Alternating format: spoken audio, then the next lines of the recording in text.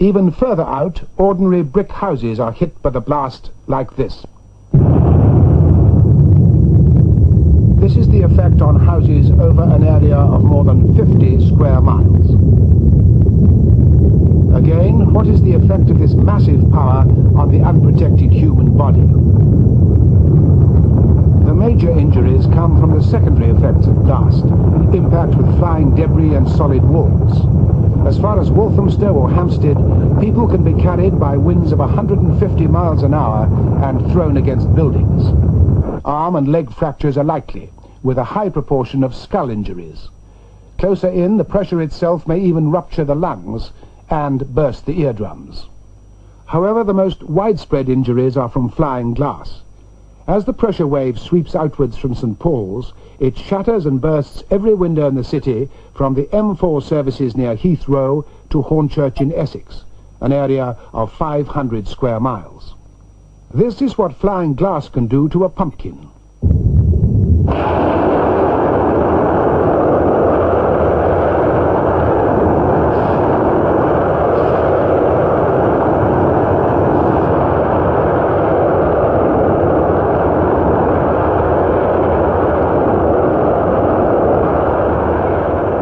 There are 600,000 people in this royal wedding crowd, stretching all the way back to Trafalgar Square. All the people you can see, plus another 250,000, will die immediately from the blast. 1.5 million more will be seriously injured. The immediate effects of even a single weapon are awesome. What can city dwellers do to protect themselves? We shall look firstly at the options open to a couple living in the North London suburb of Finsbury Park. Their street is between 3 and 4 miles from St. Paul's, mainly Edwardian terraced houses. Joy and Eric live at the southern end. He's a musician. She works for a bank. What could they do for protection? The Home Office published this pamphlet, Protect and Survive, in May 1980. Most of the booklet tells you how to shelter from the fallout that may follow an attack. There's little on how to deal with the immediate effects. However, there is advice on fire prevention. Newspapers and other combustibles should be thrown away. Buckets of water should be kept handy for putting out fires. And windows should be whitewashed to reflect the heat flash.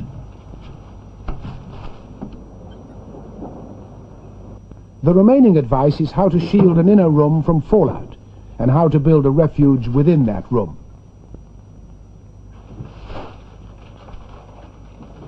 These preparations took all day.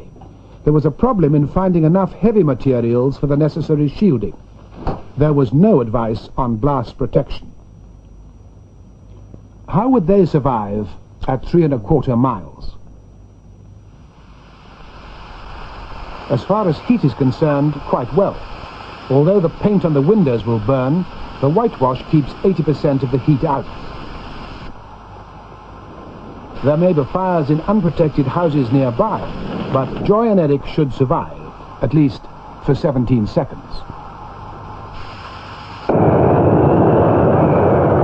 After that, the blast demolishes their terrace of houses. There's no guarantee that these measures would protect you from blast if you were much closer than 6 to 8 miles from ground zero. However, as we'll see, any shelters that survive further away can still be effective against fallout. A second Home Office booklet was published early in 1981. It deals with more elaborate shelters. None of them are last-minute affairs. Type 1 is for digging outdoors in a time of international crisis. You need quite a large garden. It has to be well away from buildings and large trees to avoid falling debris. Stick the fork in and Many London gardens will not be big enough to satisfy this requirement. It's a shallow 18-inch trench with built-up earth walls, held in place initially with wooden doors. These are later used for the roof. It's suggested that all this timber, doors, planks, braces, should come from cannibalizing your own house. But would people really start removing doors unless they were certain an attack was coming?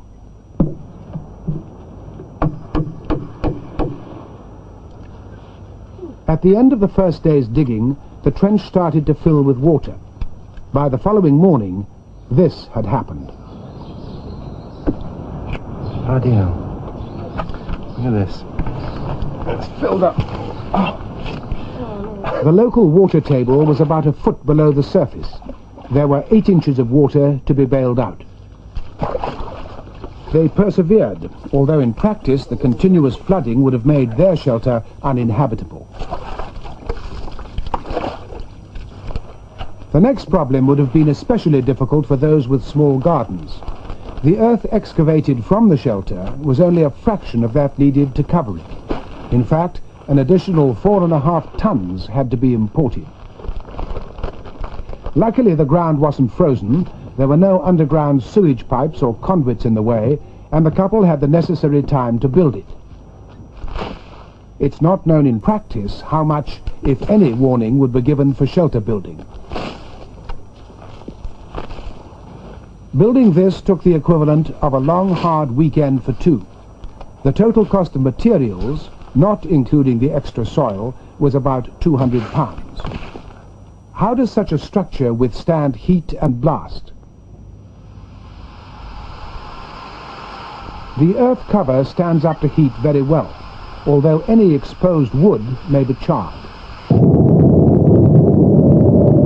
However, the blast pressure at this range is 4 times what the shelter's designed for. So it wouldn't protect this couple from the immediate effects. In this kind of shelter, they'd need to be at least 5 or 6 miles away for proper blast protection.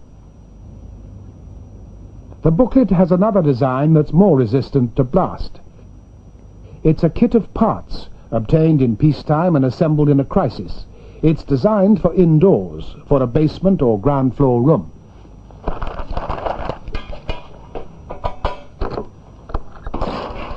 When it's put together, it's very like the World War II Morrison shelter. The steel frame took several hours. Then the fallout shielding, layers of bricks. This took most of a day. Total cost, with bricks, £800 to £1,200. It's claimed that it will withstand a 2-story house collapsing on top of it. But although the shelter itself survives at 3 miles, it's right in the center of the fire zone. This is the area where almost everything that will burn is on fire, even after the blast. The fires burn up available oxygen. Inside your shelter, you might not only be roasted, but suffocated. For this reason alone, the shelter is unsatisfactory unless it's at least 4.5 to 5 miles away. And even then there may be no one to dig you out.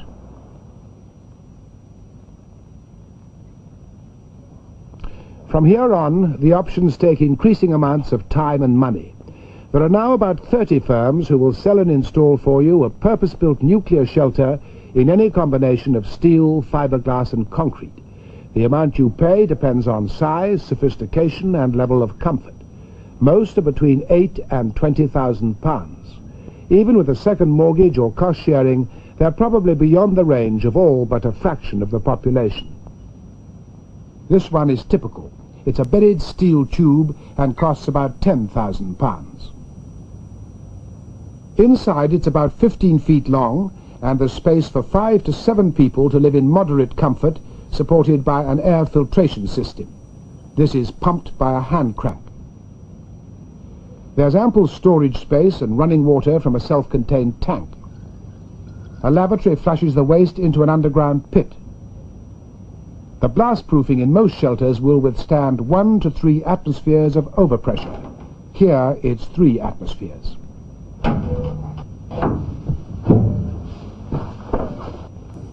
The whole thing's buried under 6 feet of earth and takes about a week to install and equip. The problems include making sure you're in it, not outside when the bomb goes off. There's also the question of neighbors. You may be the only one in your area with a shelter.